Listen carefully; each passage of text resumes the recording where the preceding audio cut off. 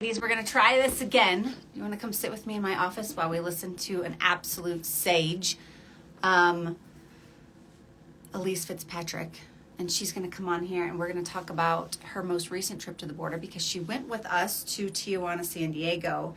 And so we're going to try this again and see if she's doing all the right things. But you know how Instagram is. It's not very forgiving unless you have a filter, which I definitely do this morning. So I'm hoping that she'll pop on here in just a second. We all have questions about what's going on at the border, about how many people should be coming, who should be let in. Is it as chaotic as it looks like on the news? And it never is as chaotic as it looks like on the news because, you know, the news is the news, right? So we went down to the border in November. Women of Welcome is headed actually back to the border in a week. Elyse is on. She's going to join us. Elyse went with us to Tijuana and got to cross the border with us, and we're going to try and get her on here. See that, and you can click on that. But when we go down to Tijuana and San Diego, we are hosted by our supporting partner, World Relief. Oh, we made it happen. Oh my gosh, you guys are going to adore Elyse. If you don't already know who Elyse is, you're going to adore her, just like I do. Look at this. We did it. Okay, Elyse. Okay. Hi. This is Elyse, and she's an absolute gem. And she went with us on our immersion trip to Tijuana. Elyse, I have to ask you 3 questions, and this is going to be our little chat this morning. But can you tell people where you're located first and foremost? Yeah, I live in San Diego in a suburb of San Diego, Escondido, which is about 30 minutes from the border. Okay, so you said yes to coming to this, but this is like your backyard. This is you're like, yeah, sure, I'm going to be there already. Why did you say yes to an immersive experience with Women of Welcome? A couple of things. First of all, Jamie Ivey, which, you know, she's a pal. Secondly, because I've tried to embrace a posture, if you will, of being curious, particularly over the last 7 or 8 years. I've wanted to be open to what the Lord might have to teach me. And so I thought, oh, okay, maybe I have something to learn there. Oh my goodness. That's why I went. So was there anything like when you were asked to go and you thought to go, so this is kind of your, you know, your stomping grounds, your neighborhood. Most of the time when we ask people to come to the border or we invite people to come to the border, there is a level of fear that they have in saying yes to go to the border because the media does talk about the border like it's some kind of circus. Were you afraid to come on this trip? Yes and no. I mean, I've been across that border 100 times. Right. And so there's a familiarity there about what I could expect. But also, I think I was just a little concerned about the fact that we were a group of women who were traveling together into Tijuana. That was a little bit of a concern. Not much.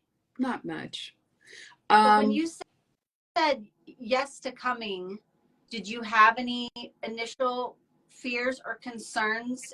You said a group of women coming. What made you kind of push through that to say yes? Well, I think obviously I was more curious than I was afraid. I just thought, well, okay, you know, this is a group of people who've done this before. They know what they're doing. Yeah. Thank you for trusting us with your life and with your experience. I mean, I think there's a lot of people who want to go down to the border because it looks like kind of this exciting place to be. And really, when we're taking these trips, this isn't a fun trip. No. Any of our border immersion experiences are designed to humble us and really break our hearts in holy ways. Mm-hmm. And so what was the thing that surprised you when you started this experience with us at the border? I guess the thing that surprised me at the border was not honestly so much of what I saw in Tijuana, because I've been to Tijuana a lot and I've done missions work in Tijuana and down into Mexico. That didn't surprise me. What surprised me was what was going on this side of the border. That was much more surprising to me. It gave me a new understanding of my city, the city where I've lived my entire life. It gave me a new understanding of what we actually were in the eyes of people who are trying to come into our country. And that that was life-changing to me. What was the thing that stuck with you the most that you haven't been able to get out of your head? Whiskey 8. Have you talked about that? No, we haven't talked about Whiskey 8. Just so those of you who are tuning in know, Whiskey 8 is a location that you can only get to by coordinates. And it is a location that is, undisclosed. And it's a location that Women of Welcome and World Relief had not been to before. And in relationship with a local pastor, Pastor Alex, and his ability to be proximate to people in his own community, he learned of these open air detention sites. And these are sites that are cropping up in the news headlines more and more. And basically what you have is you have so many people coming to the border and so many people looking to start the process and their application to seek asylum that they are not, the vast majority of people, and Border Patrol will tell you this, the vast majority of people approaching our borders are not looking to evade Border Patrol, but they're looking to find them so that they can start this legal process. The challenge is so many people are coming. We don't have enough agents. We don't have enough processing centers. Our immigration system is broken. And so you have this massive influx of people and you can't process them all at the same time. And so at Women of Welcome, we constantly talk about holding the tension of safe and secure borders, but also humane treatment of people who are coming to those borders. And what we witnessed at this undisclosed location that is called Whiskey 8 was that they are holding people in between portions of double fencing. And this is happening in different areas along the border where there is double fencing that is in place. So what we saw was, we saw a family. Had been hundreds of people that had been ushered out of that area that where they are contained in between those different walls. And hundreds of people had just been kind of processed out. And yet when we showed up, there was a family that was in between the walls. Were they from Venezuela? I thought maybe they were from Mexico. I thought Okay. they were from Mexico because I thought that I heard that they were not going to be processed in because they don't were qualify. from Mexico. Yeah. Yeah. And so these open air detention sites, it's nothing I'd ever seen before. It's nothing some of our leadership had seen before, but it's really this inhumane area that is in our country where we are holding people exposed to the elements outside. Some people can be waiting for one day, some people can be waiting for multiple days, and it's the winter season in California, and so the rains are quite heavy, and so families even with infants are exposed to the elements. And we got to see, I'm going to have you explain it a little bit, Elyse, but that's what Whiskey 8 is. It is this undisclosed location that's an open air detention site area for those who are looking to get processed by our Border Patrol agents. And because we have too many people coming, we don't know where to put them. And so we put them in the easiest containing spot that we can, which is in fact inhumane. But tell us what that was like to go to Whiskey 8. Yeah, so the thing that was shocking to me was the family was stuck, that we saw that day, was stuck in between the two walls. And they won't leave there because they've been told by the Border Patrol to wait there until they're processed. And they want to be processed. They want to try to get in. legally, and so they will wait there. But what I learned there was they basically are left there with a bottle of water and some sort of snack, and um, they have nothing. They're in the elements, but they're on U.S. soil. You see, that's the thing. They're in San Diego, my city. They're in San Diego, and they're stuck there, exposed with nothing. So the woman who oversees what's going on there at that site, she said, once you've seen this, you can't unsee it. And I can't unsee it. I can't unsee that 30-foot wall. Actually, Bree, I've been back down there since we were there. I know, I love it.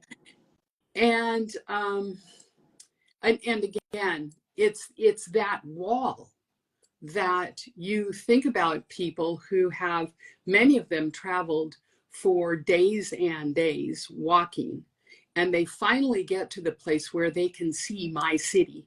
They can see it, but they're stuck there behind that wall. And it's appropriate for us to have borders, but we've got to figure out some better way to do this, because telling people you have to stay here for however long it is. Yeah, you don't have no idea. You have no idea.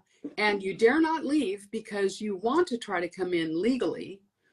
And to be stuck there with no food, no medical help, unless you actually need an ambulance to go to a hospital or something.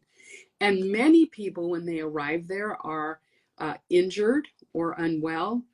Many people fall trying to get over the fence, that first fence, to get in between the first and second fence. That's San Diego. That's your city. That's my San Diego that I have been so proud of, seriously, for my entire life. This is a beautiful city. We're welcoming. We're not like other cities. We're not racist. We're not whatever. Yeah. You know, we're just, San Diego. Yeah, actually, that changed my perspective on the city in which I live. Wow. And so, yeah, it changed me. And I'm going to now, Proverbs 31. You know, everybody says, be a Proverbs 31 woman.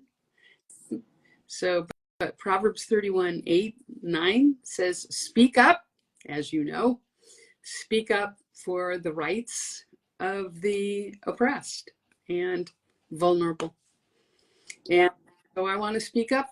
I want to speak up for those people who are created in the image of God and who are looking for a better life. If they're let in because of persecution. And I dare not look away. I dare not look away. Elyse, I love it, because I think most people, I'm going to ask you a question beyond what I told you I was going to ask you. Okay. But I think most people would see you and say, you know what? You're probably an empty nester. You probably got, you know, this is the time to kind of coast. Like you've had so many experiences. You've raised babies. You've done ministry. You're an author. You're a speaker. Why jump into something that is really kind of controversial, especially considering the year we're about to head into politically? What are you doing here, Elyse? You know, honestly, Brie, I wasn't looking for this. None of us were. I wasn't looking for it. You know, I wanted to learn about the border, but I mean, I wasn't looking for this call. I was not looking for it. And I was about at the place where I felt like, all right, I've written my books. I've said what I needed to say. I've stood up the past 5 or so years for women, particularly for women who are in oppressive relationships. I've done that, and I thought, okay, well, so I'm old, and it's cool. I'm old. I'm gonna rest now. I get to rest now. And then God sits in his heaven and laughs, right, and says, yeah, okay. No, you're gonna go okay. on a trip with Women of Welcome. Yeah, God, Jamie wants to go somewhere. Let's go.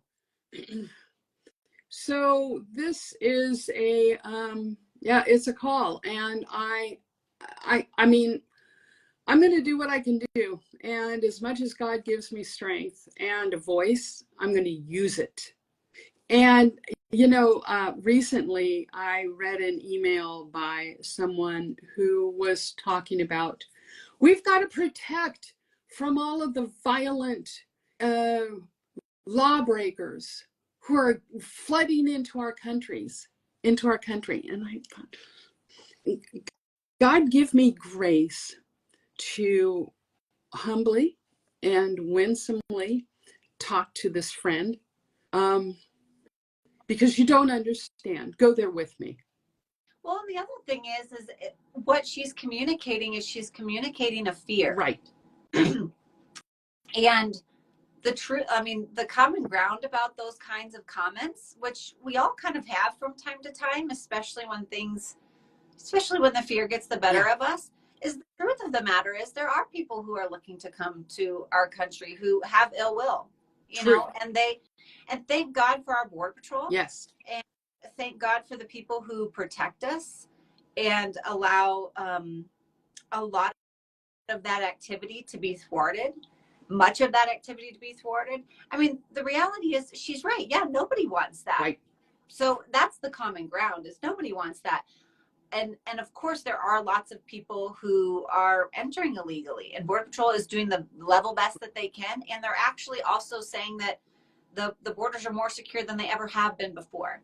And so one of the things, I think you have so much common ground with her, more than you might think. And then you can say, we're on the same page about that. In the meantime, while we advocate for Border Patrol to get what they need, let's go down and meet the people who are trying to come legally and who are looking for opportunity and not to evade or cause trouble here in the U.S. So I love that you just said that, because I think it does provide an opportunity of learning, and the fact that you're like, come with me, which is a beautiful thing, because you're like, I wasn't looking to do this. I love that you said that. Neither was I. And here we are. So, I mean, you keep saying this is your city. And I'm just thinking about other people who are like, well, I don't live in the borderlands. I don't have a wall in my backyard or whatnot. What would be your encouragement to them if they're saying, I want to do something, but I don't live by a border wall? What would you say to them? Well, of course, first of all, no matter what city you're in, there are immigrants there. Yes. So getting involved with Women of Welcome or with World Relief and trying to be people who are welcoming to the immigrants who are coming into your city. These are people, 99.9% of whom are there legally, and they need help. I know that recently we've had especially here in San Diego, and I'm sure elsewhere, a large influx of Ukrainians. Well, they need friends. Yep. And they need people to help them as they set up apartments where they're going to live.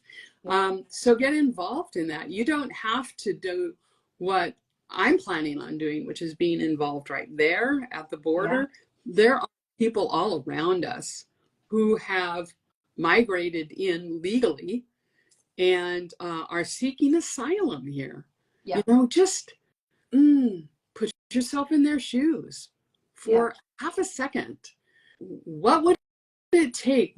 I know that we heard the story of a woman who had walked 57 days to get through like 10 countries. Yes, to get up to the border. 57 days. Can you imagine? 50 with her child.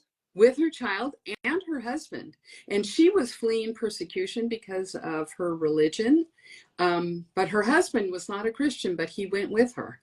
Has she And only been a Christian for what? She said 2 months before she made this yeah, trek. Can you imagine after 2 months of your faith in listen, Jesus? It's like, I can't imagine right now. I mean, that's I the mean, God's honest truth, right? 57 days, seriously, through countries. And they got Um, lost in the jungle. he almost drowned. And then you get to the border, and I think they got to Arizona and are put in detention. Okay, that's fine. We have to vet you to make sure you're safe, a safe person to let in. And then eventually ended up here in San Diego, again in my city. And there were people here to welcome them and to help them have a place to live, figure out the language, figure out, read the papers. Listen to me. I can't figure out how to get on an Instagram live. No, listen. How would a person who didn't have the language figure out how to read government papers? I can't even figure them out in my own language. I'm trying to renew my passport. It's like learning a whole new. Yeah. Oh, Elyse.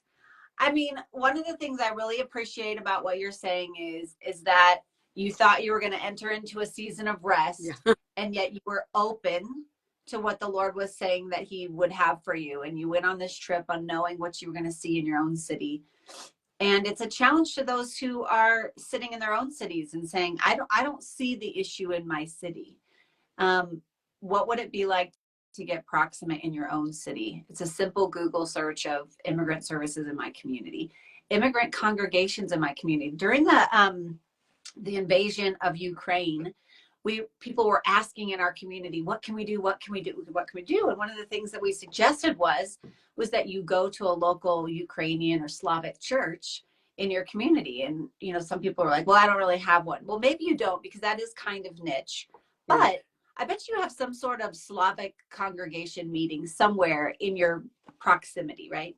And so I thought it kind of insincere to suggest that and not do it myself. So I went to one, and it was the most beautiful thing. They were praying for their Russian counterparts. They were not demonizing Russian people. They were talking about the enemy of the government that had brought so much pain onto their family members and their countrymen. But you had 3 different men stand up in the front and pray for their enemy. And I was like, this is happening in my community. This community of people are living in my city, and they are also praising and worshiping God like I do in my city, but just at a different part of town. And so then it sent me on a journey to start visiting immigrant congregations in my city. So I go to church on a Friday night. Some people go on Saturday nights, or they go on a certain time on a Sunday morning. But there were some times where we'd go on a Sunday morning, but I would just skip. I would go to an earlier service at an immigrant congregation and then go next to mine. And it was just, I took my daughter to one. It was just a beautiful experience. So if you're looking for ways to have like diversity in your life, you're looking to get close to people that you may not think are actually in your city. I think that's a beautiful way to start, is in the Brotherhood of Christ with another congregation that's in your city. But Elyse, I love that you're not going to cash it in. I love I was sort of looking forward to cashing it. You were looking forward to it. Yeah. Well, and you've earned it. You've deserved it. You're a best-selling author, and you're an amazing mentor to thousands of women. And yet, she is already, folks, for those of you who are watching, she has already, since we've been back in November, she's already been down to the sites that we've been to, learning more, volunteering more, bringing her family members along. And so I'm honored by this amazing woman of God who said yes, and look what it has done. What would be your encouragement? The last thing, we'll wrap up here. What would be your encouragement to others who are kind of standing like, as a wallflower looking in on this issue? What would you say? Well, it has to go back to the gospel, doesn't it? It has to. Jesus saw the situation I was in right before my 21st birthday, getting close to dying because I'm such a train wreck. And he didn't look away. Mm. And he never looked away. And so my encouragement to believers is Jesus has seen you and he chose not to look away. And so because of that, then we have to not look away, even though it might cost us to stay proximate, stay there in that uncomfortable tension of, of seeing people suffering and knowing there's not a ton I can do about it. There are some things I can do. I can't change it, but being okay with it, being okay to be in that tension and not look away. And it's so easy, Bree. It's so easy here in San Diego to look away. There's so many pretty things to look at. Oh my God. Yeah. Not look away. Because he didn't look away. And that has to be our motivating. That has to be what motivates us. Jesus did it for me, therefore I do it for you. I love that because even this year, as we head into probably another gross political season that's going to dominate our country's narrative and conversation, especially around this issue, I'm sure there are going to be umpteen opportunities to look away and to disregard and to write off people who around the world are needing a new home, and those who are showing up on our doorstep who are from around the world who are needing a home. I think there's going to be lots of other things to look at this year. And so I love that challenge of to not look away. I think that's beautiful. Thank you for your yes. Thank you for going. Thank you for continuing on and entering in even after the experience. I'm humbled and I'm super proud of you, Elyse. Oh, well, thank you. Thank you. Thank you for being brave enough to lead us. Oh, like I said, I wasn't looking to do this either, but here we both are. Here we are. Thank you, Elyse. I have loved spending time with you this morning. If you're just logging on, go back to the beginning as soon as I post this here in a minute. Such a great conversation, such wise words from Elyse Fitzpatrick. Thank you. Thanks so much. Thanks, sweetie.